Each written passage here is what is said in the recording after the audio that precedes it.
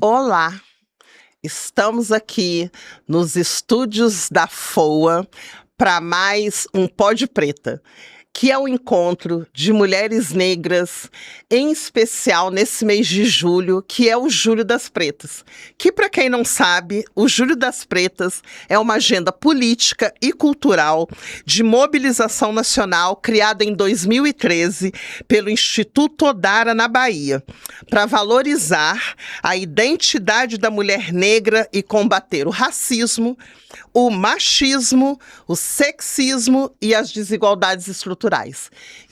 Então, com o oferecimento da Prefeitura Municipal de Volta Redonda, com a Secretaria Municipal de Volta Redonda e o Unifoa, está no ar mais um Pod Preta. Hoje, eu me sinto mais honrada do que nunca, porque hoje a gente vai falar sobre fé, que é uma coisa que move nós, mulheres pretas, nesse país que não gosta de nós.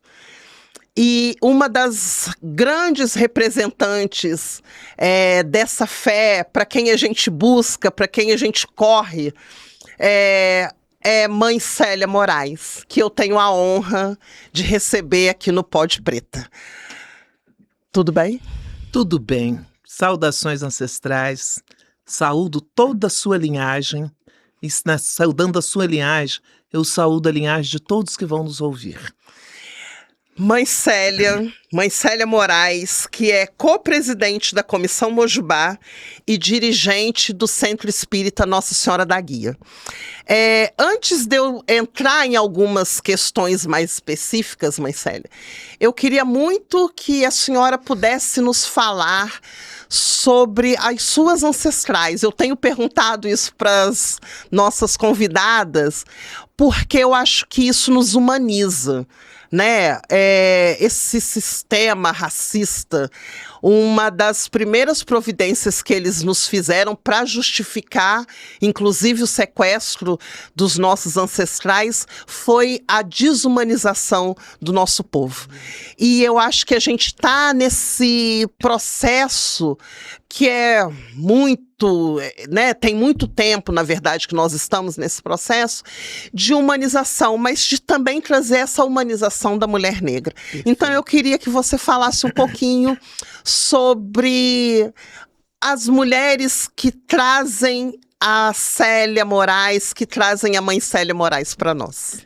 Olha, Renata, é com muito prazer mesmo que falo sobre as minhas ancestrais. Veja você. Eu sou neta de Maria Moreira Moraes e Bem-vinda Maria de Jesus. Sou filha de Nadir Correia de Moraes, neta de Aparecida Maria, Inácia Maria, Rita, Sebastiana e por aí vai. Todas já são do outro lado, já atravessaram o Rio Azul, portanto, já são minhas ancestrais. E é através dela que eu trago todo um legado de fé. Tanto a minha avó paterna quanto a minha avó materna eram mulheres de muita fé, de segmentos diferentes, mas assim, conseguiu plantar em cada um de nós a fé que é o que nos move.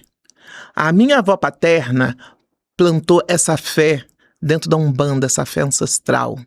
E a minha avó materna plantou essa certeza de que nós devemos cultuar Nossa Senhora, que também é uma mulher, né? Então, isso dentro de mim fez uma amálgama muito bonito. Tanto que sou umbandista, cultuo a minha ancestralidade feminina, mas também cultuo Nossa Senhora, né? Então, falar dessas minhas mais velhas que mostraram para mim o caminho, e o caminho que eu tenho uma honra de olhar por cima do meu ombro assim para trás, falar, Senhor, o caminho é esse. É difícil, é muito difícil, porque nós, mulheres pretas, e quando a gente levanta a fé dos nossos ancestrais, tudo para nós se torna ainda mais difícil. Com certeza. Né? Porque confundem a nossa maneira de lutar, porque nós não podemos fraquejar, porque nós temos uma família para dar conta. Então, por outro lado, eles acham que nós aguentamos tudo. Então, que a mulher preta pode esperar, pode bater com mais força, que ela aguenta. E não é assim. Nós também somos vulneráveis, temos uma alma frágil, que é uma alma de borboleta. Mas nem por isso nós deixamos de ser búfalas e lutar pelo que queremos. É verdade. Com muita garra e com muita certeza. Então, a essa minha ancestralidade, eu devo o que sou hoje. Esse caminho que elas abriram com tanta honra, com tanta fé, é o que eu faço questão de continuar na fé e acrescentando mais uma pedrinha, que é o que vamos trabalhar sempre, que é a cidadania. Eu percebo muito isso em você, assim, que tem essa doçura. Eu não diria fragilidade, eu diria doçura, mas também essa firmeza, né? E essa firmeza e essa doçura, com certeza, é vinda dessas mulheres da sua vida. Com certeza, com certeza. Porque a minha mãe era uma mulher que ela chamava a atenção da gente, né? E vem aqui que eu quero conversar com você. E, né, o que foi, mãe? Por que você está baixando a cabeça? Olha aqui no meu olho. E olha, sustentar aquele olhar quando a gente estava errado era difícil. E com aquela firmeza, com aquela determinação, com aquela autoridade, ela falava que tinha que falar e nos abraçava. Quer dizer, olha aí a doçura. Sim. Né? Sim. Então foi isso que a gente aprendeu com elas, né? E com a minha mãe, com as minhas tias e com as minhas avós, que procuro levar. O que eu queria saber também? Como a Célia Moraes, como a ancestralidade vem e te dá essa missão, né? Eu acho que é uma missão. Ser dirigente de um centro como é o Nossa Senhora da Guia, extremamente bem estruturado. E tem a questão da espiritualidade. Como que foi isso para você? Olha, é algo assim que a gente... numa trajetória como essa minha, que eu vejo, que quem decide não somos nós. Já vem tudo talhado do outro lado. Então está nas nossas mãos, aceitar ou não. Porque essa espiritualidade nossa é tão maravilhosa que ela não nos violenta. Estamos aqui. Juntos, podemos? Sabe? Então esse convite que é feito de formas inusitadas, hoje eu vejo assim com muito carinho. Porque eu fui criada numa família católica, como a maioria de todos nós, né? Fiz primeira comunhão, como todo mundo. Tá, sempre tive certeza de que aquele segmento não falava no meu coração. Não me preenchia, tinha um vazio.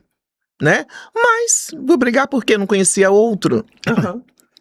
Porque a família do meu pai que era de Umbanda, né? Então a gente não tinha tanto contato, porque meu pai tinha muito medo de nós nos tornarmos umbandista como a família dele. Com certeza ele passou por alguma dor muito grande. Ah, sim. Não é? Então, mas quando né? Não fui preparada pela minha avó paterna, mas tive vizinhos que são os responsáveis pela essa minha caminhada dentro de Umbanda. E eu sempre faço questão de falar, sabe? Dona Zélia Marins, seu Antônio Monterraso e Dona Itelvina. Esses três também já atravessaram o Rio Azul. Mas eles tinham comigo uma coisa de me ensinar a cantar, sabe? De me mostrar caminhos. Eu sempre falava, gente, mas eu não sou nem macumbeira. E esse seu Antônio falava assim, não, minha filha, isso não tem problema não. Só estou te ensinando. Quer dizer, hoje eu vejo como eu fui encaminhada por eles. A determinação da Dona Zélia, o carinho e doçura de Dona Itelvina e o pulso firme do seu Antônio.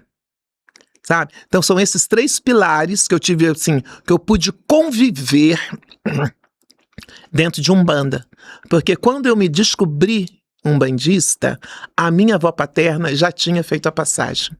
Então, não tive esse contato com ela, mas tive nessas três pessoas que foram, assim, o divisor de águas na minha vida religiosa. A espiritualidade é muito sábia. Demais. eu tenho aprendido isso, assim.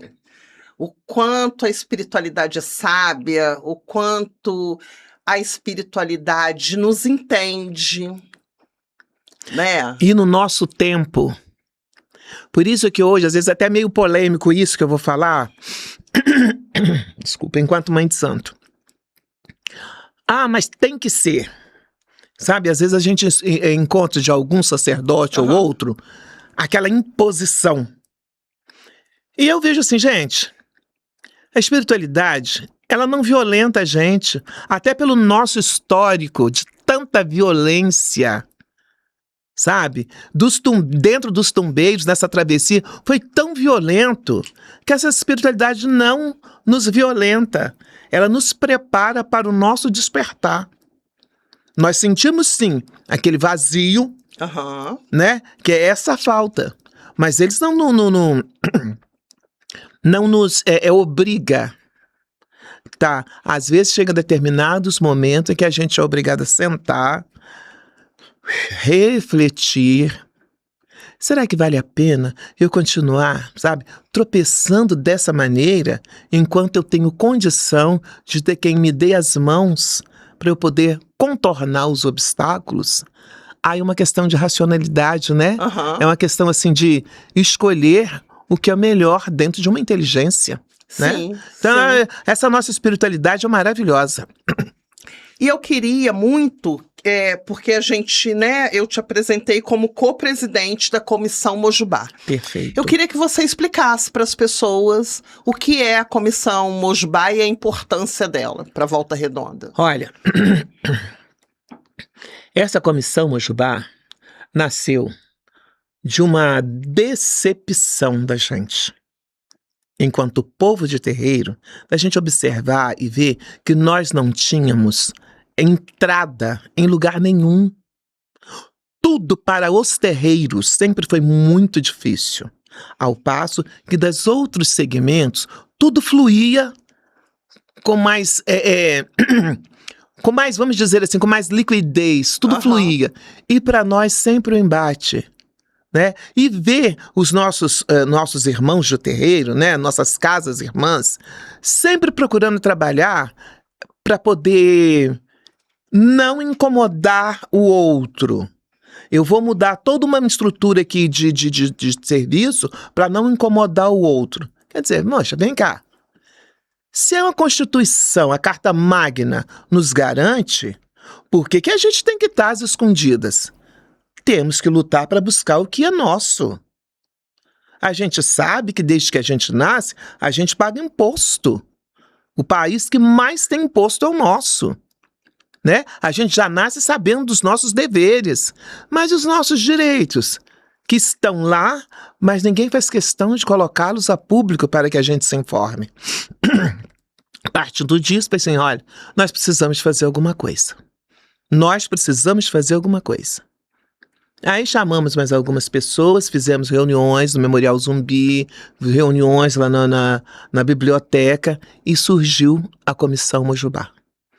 Que tem como, né, nós somos uma copresidência, porque não tem uma hierarquia, né, vertical, ela é horizontal, justamente para que todos possam estar ali. E o muito bonito dessa comissão, Renata, é que eu acho assim, para muitos ela é meio assim, porque hoje, né, a gente vive num sistema capitalista. Então, se não tem dinheiro e muito dinheiro, não tá bom. Tá? Que se você tem um produto que não cobra muito por ele, então porque não é bom. O capitalismo fez isso, né, dentro da gente, pra gente poder valorizar só o que é muito caro, falando em preço.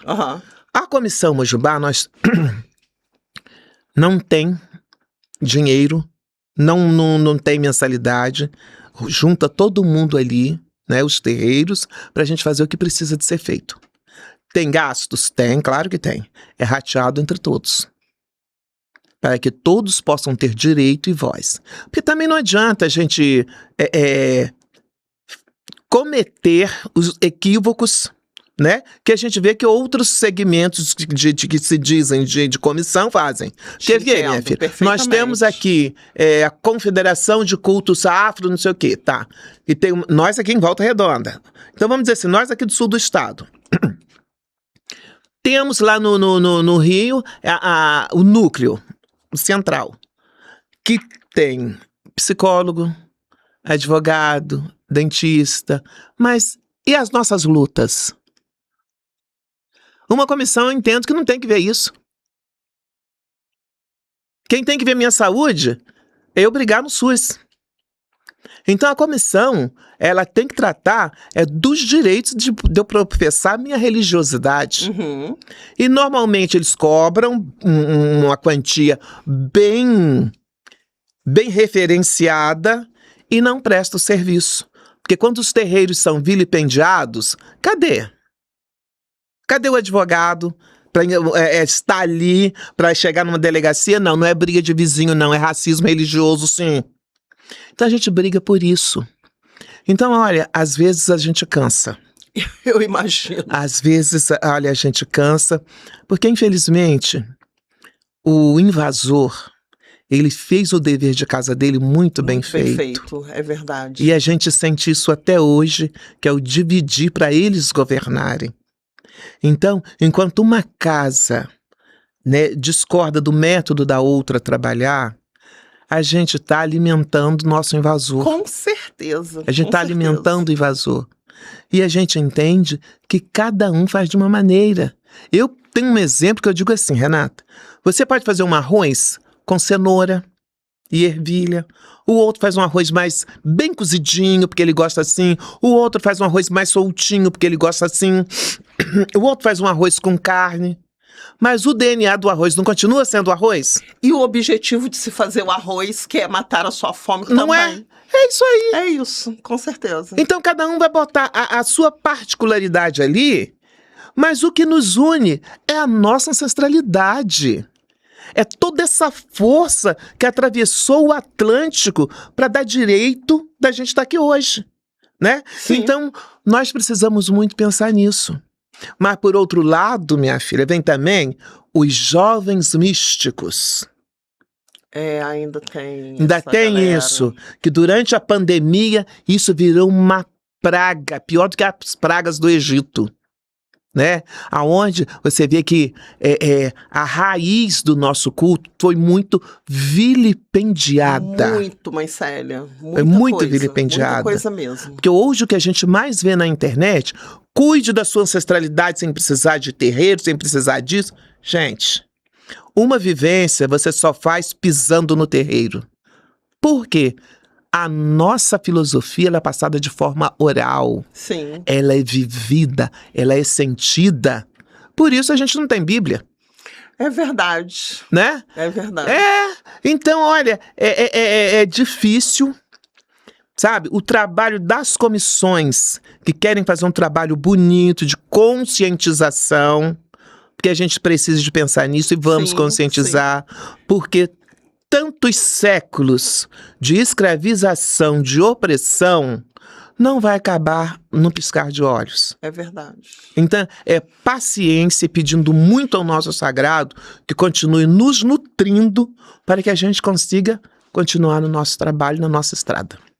E como última pergunta, eu queria saber de você sobre essa mulher negra que está à frente de um terreiro de Umbanda. Como que é? Porque a gente entende o terreiro extremamente matriarcal. Sim. Eu estou num terreiro que é matriarcal. Eu sempre, quando visito Nossa Senhora da Guia, quando eu ouço falar de Nossa Senhora da Guia, eu penso no matriarcado. E como a gente está, né, no Júlio das Pretas, eu acho importantíssimo também marcar território das mulheres que estão à frente dos seus terreiros. Renata, esse é um ponto que é uma espinha dorsal. Porque nós sabemos que dentro da nossa hierarquia tem funções que são estritamente femininas, como tem funções que são estritamente masculinas. Hoje, houve uma mistura, que hoje você vai em determinados terreiros, ou melhor, em muitos terreiros, que é pai de santo. Sendo que a religião ela é matriarcal e matrilinear, né? Agora, por que isso acontece? O poderio econômico. Isso quer dizer que o ser humano masculino não pode trazer dentro de si esse dom? Claro que pode. Claro que pode. Mas tem outras funções ali que ele pode usar esse dom. A cabaça da vida ainda está em nós, mulheres. E isso é sem desmerecer a mulher trans, o homem trans, porque nós somos acolhedores. Sim. Não é? Nós somos acolhedores. Muito. E com isso, nós não discriminamos ninguém. Mas tem coisas que nós precisamos preservar. Tem coisas que nós precisamos preservar. Se é nosso, é nosso. Então, colocar na cabeça das nossas meninas, né? Tirar um pouco dessa coisa da imposição. Trabalhar com elas assim, olha, mostrando o nosso lado, a beleza da nossa função. Ela requer realmente uma responsabilidade um pouco maior, porque quando você está trabalhando o mutuê do outro, a cabeça do outro, a responsabilidade tem que ser dobrada. Porque eu trabalhando só pra mim, só a minha, se não deu certo, tudo bem, eu bato com a cara na parede e volto. Uhum. Mas é do outro. Porque a outra pessoa também tem família, seja ele homem ou mulher que eu esteja cuidando, tem uma família que tem que dar conta. Então nós precisamos ter essa responsabilidade dobrada. Mas eu continuo acreditando na matrilineidade, tá? Do nosso culto. Respeito os pais de santo, respeito sim, com certeza. Mas ainda acho que o lugar é nosso. E que nós mulheres precisamos de nos levantar sim. Precisamos de nos levantar e não permitir que isso continue acontecendo. Porque você vai em determinados terreiros, você vê o pai de santo na sala, aquelas mulheres, sabe, que você vê que já tem idade para, sabe, tem sabedoria, estão na cozinha escondidas. Por quê? Por quê? Se a sabedoria vem delas. Se a cabaça da vida está no corpo delas. Então a gente precisa dar uma mexida nisso. E eu sei que isso é um assunto... legal esse papo. Olha, eu sei que isso é um assunto polêmico, que, olha, a gente leva pedrada, certo? Mas é o que eu penso. Homens e mulheres, nós temos as nossas funções dentro de um terreiro. E cada função, ela é profunda, ela tem uma responsabilidade única. Então não precisa de ter guerra. Sim. Não precisa de ter guerra. Mas que o lugar é da mulher, é da mulher. Perfeito. Olha, gente, se nós tivéssemos tempo, esse podcast, a gente, assim, isso é fato, nós vamos ter que ter a continuidade desse bate-papo. Porque se falar de fé, a gente não consegue resumir em tão pouco tempo. Não. E são várias camadas, né, mãe Célia? Renata, e eu já te faço assim um pedido. Te faço um pedido. Como você, minha filha, tá de frente nesse pó de preta, né? Que o pó de preta é um pó muito potente. É a nossa pemba, é a nossa maneira de ver o mundo, né? Que tem assuntos que a gente precisa tratar e são assuntos que incomodam. Sim. E aí o que acontece? Ninguém quer falar sobre. Então nós precisamos de levar isso à mesa e falar sobre isso sim. Né? Falar sobre isso sim. O homem trans, ele pode tocar tambor? Aí como é que fica isso?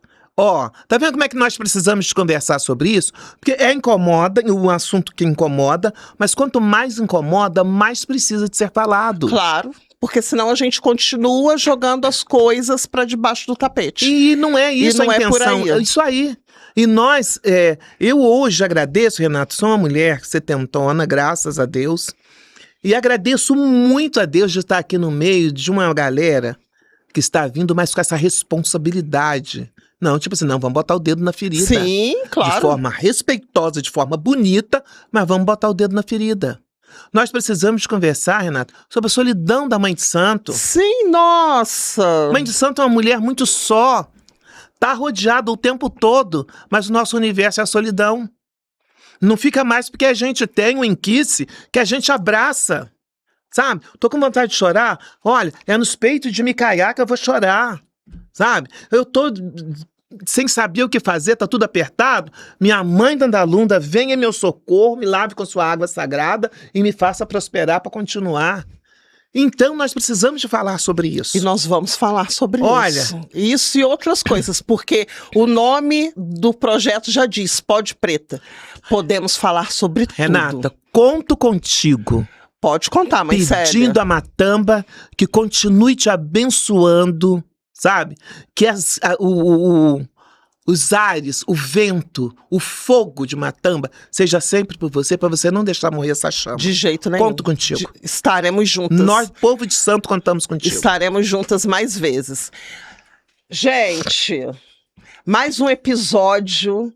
Eu tô saindo desse episódio arrepiadíssima, porque com certeza vem mais coisa bacana aí nesse mês de Julho das Pretas. O Pode Preta tá só começando.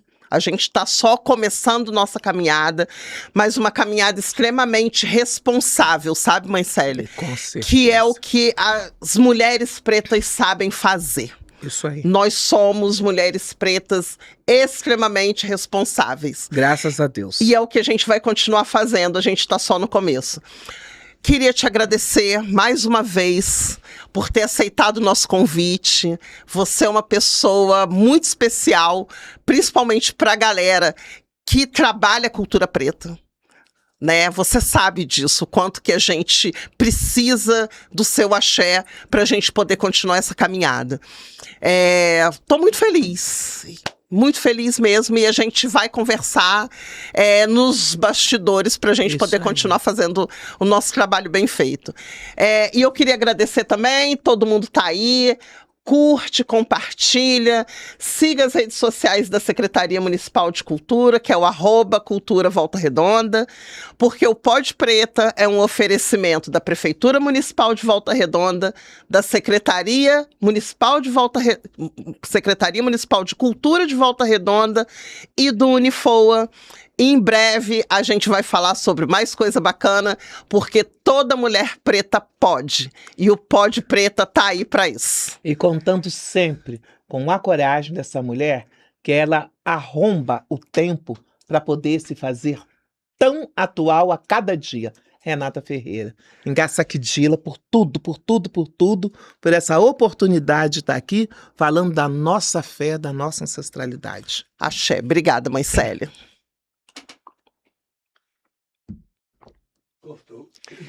Ai, que lindo.